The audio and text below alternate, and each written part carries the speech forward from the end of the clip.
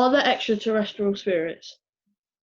Okay, so extraterrestrial and spirits are two different words. So Yeah. extraterrestrial is what we would commonly call alien Yeah. or multidimensional beings. Okay, Right.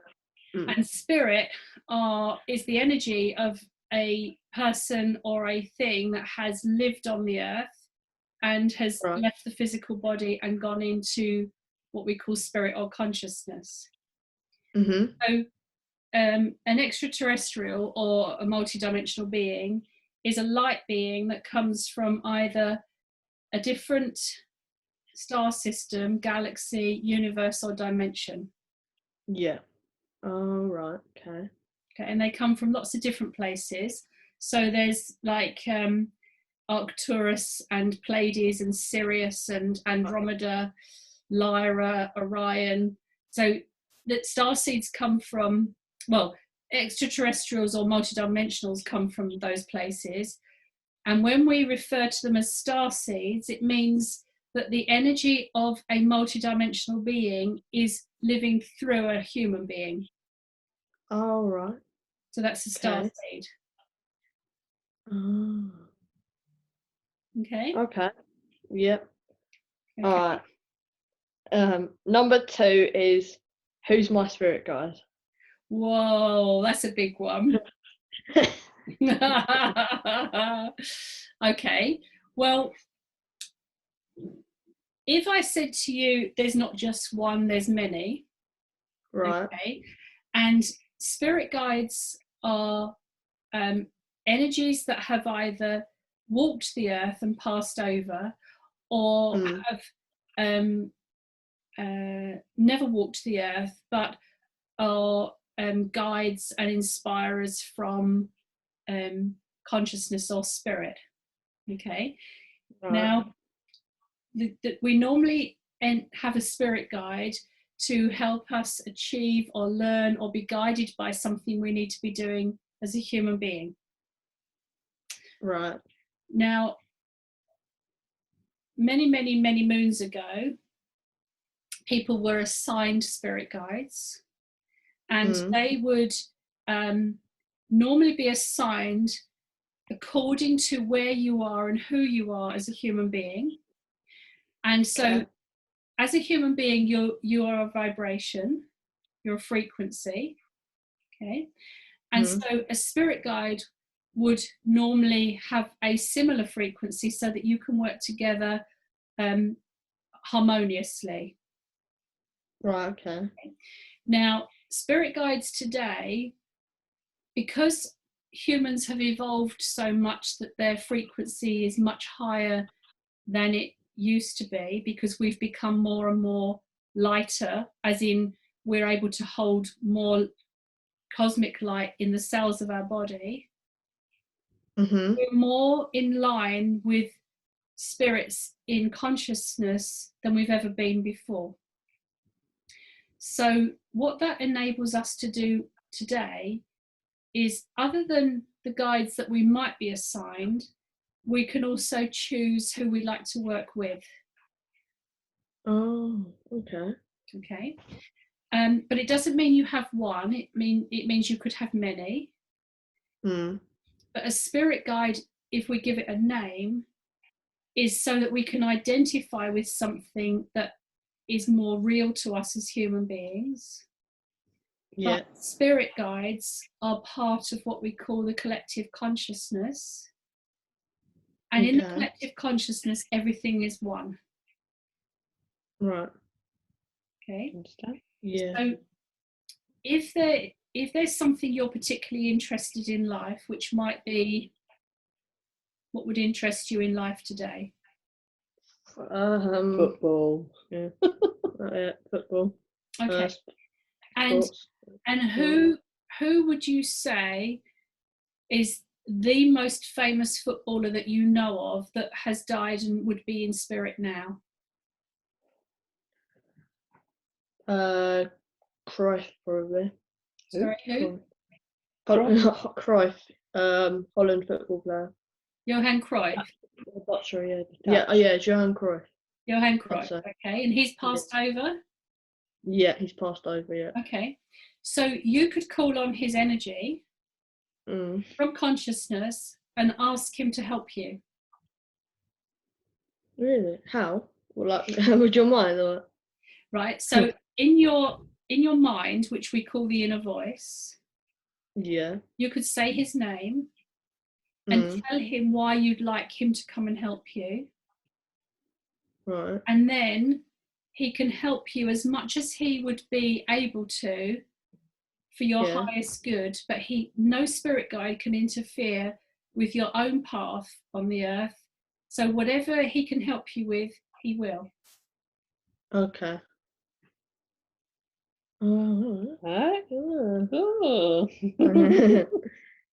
Next question.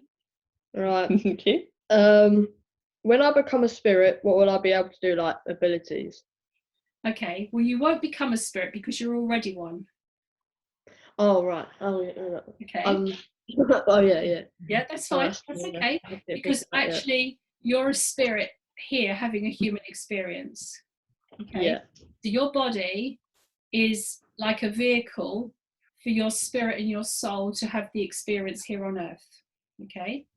But when you get old and wrinkly and it's your last days on earth, okay, and your spirit starts to prepare to go home, which is spirit, heaven, consciousness, whatever you want to call it, it will start to leave your body normally about 2 hours before you take your last breath.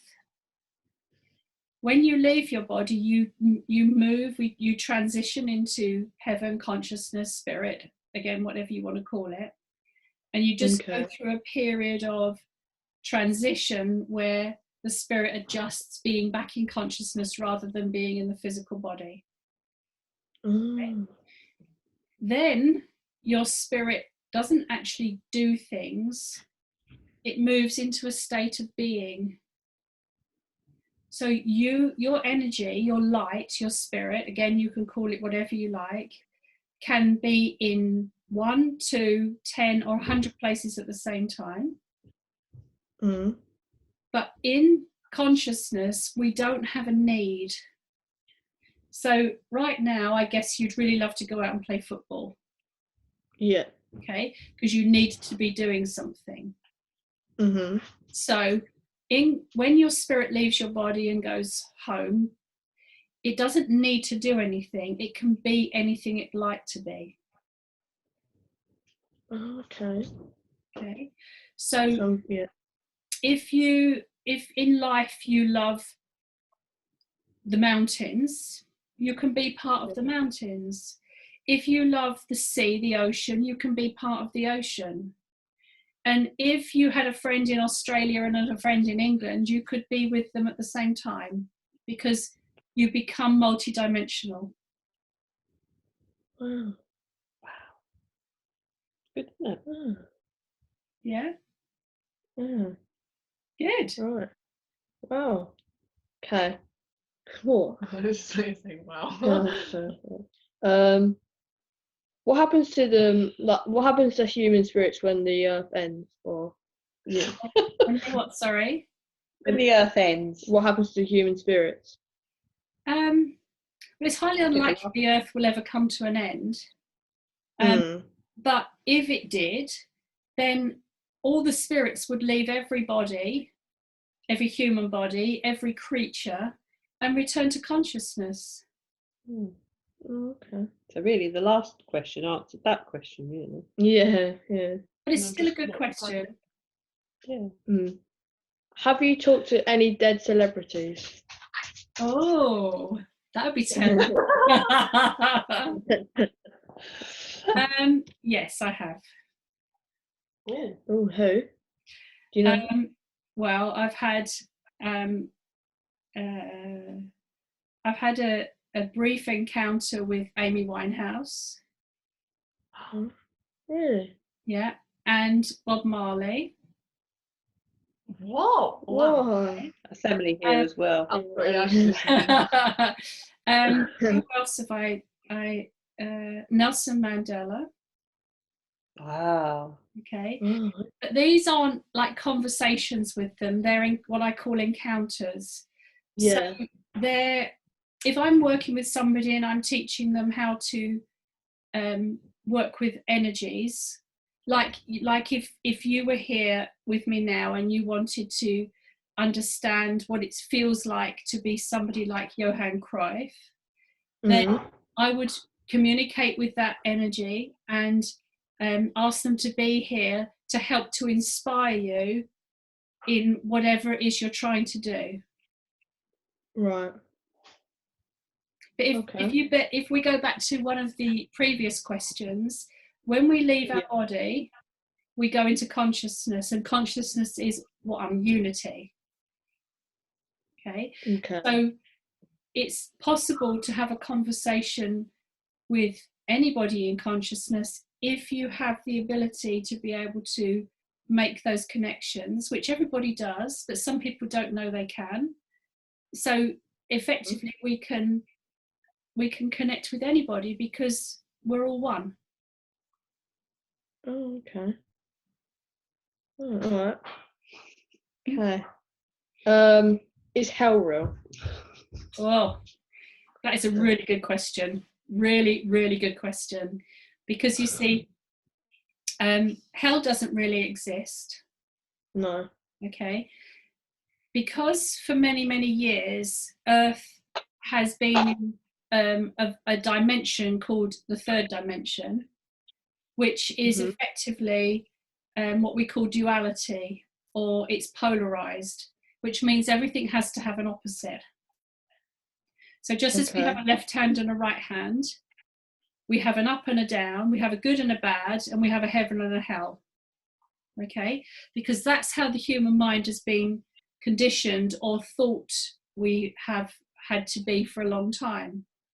So hell is a state of being, just as heaven is a state of being. Mm. So if you want to consider what hell would feel like, effectively in the human mind, it's when you go into fear or worry or anxiety. Right. Okay? And if you want to feel what heaven's like, you go into love, peace, and joy. Mm.